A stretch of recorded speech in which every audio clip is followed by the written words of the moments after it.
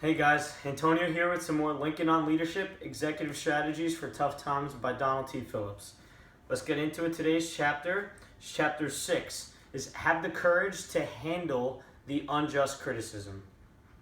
So we start off the chapter here with a great definition from Ernest Hemingway on what courage is. And it's a grace under pressure. It's having that poise, that confidence to act even when the stakes are high. That makes courage so important and such a key factor in distinguishing someone from being successful and not successful.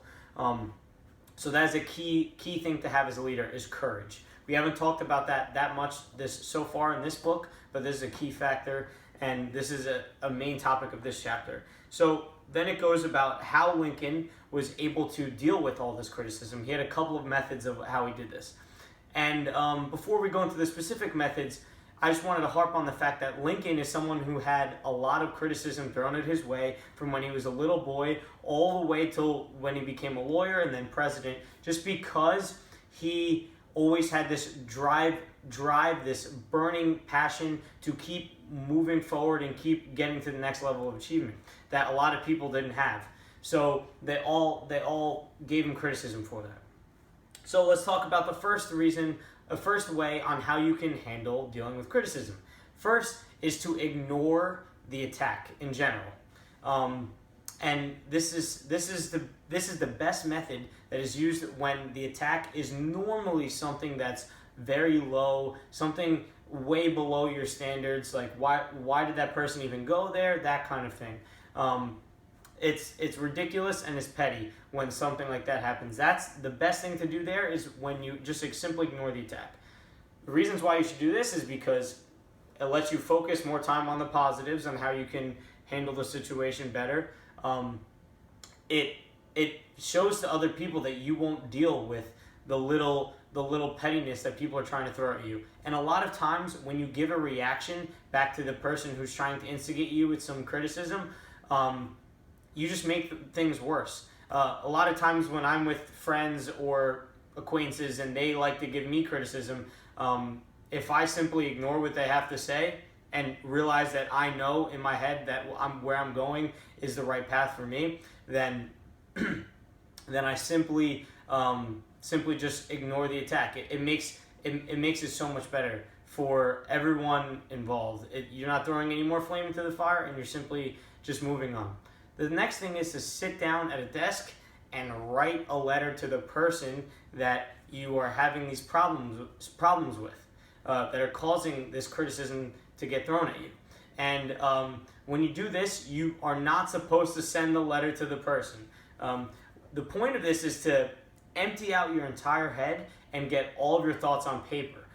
Emotions, what you're thinking about, how you wish the person said stuff, what you really feel about the person. Just write it all out, get it out of your head.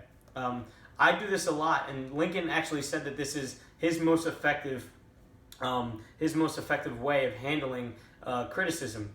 Basically, if you take everything that you have in your head and you put it down on paper, it gives you a great third-person perspective of what's going on. And when you see that, you empty out all the emotions from your head, and now they're on paper. And then when you get rid of the paper, you now no longer have to worry about those emotions. It's a very, very good process. And yes, you have to write it down. Saying them is not the same thing. And the third way is looking at the humorous side of things. Always cracking a joke at something that might bring your spirits a little higher. Because a lot of times when someone gives you criticism, you're not going to be in a positive mood. No one enjoys criticism, especially unjust criticism. So if you crack a joke, look at the funny side of things. A lot of times it lowers the criticism down to a lower level where you could see it and be like, oh, it's really not that bad. How can I take this and make my life better from it? It allows you to change your perception and see how you can take this criticism and benefit from it. So those are the 3 ways how Lincoln dealt with criticism. I believe all these tips are great. If you like this video, click the like button down low. I'd really appreciate it. If you want to subscribe and follow along in the book and future books, click the subscribe button down low. If you'd like to see any books that I read in the future, leave a comment down low, and I'd love to take that book into consideration. If you wanted a copy of this book, check it out on Amazon. I got the link in the description. And follow along tomorrow for the next chapter, chapter 7. Have a great day, guys.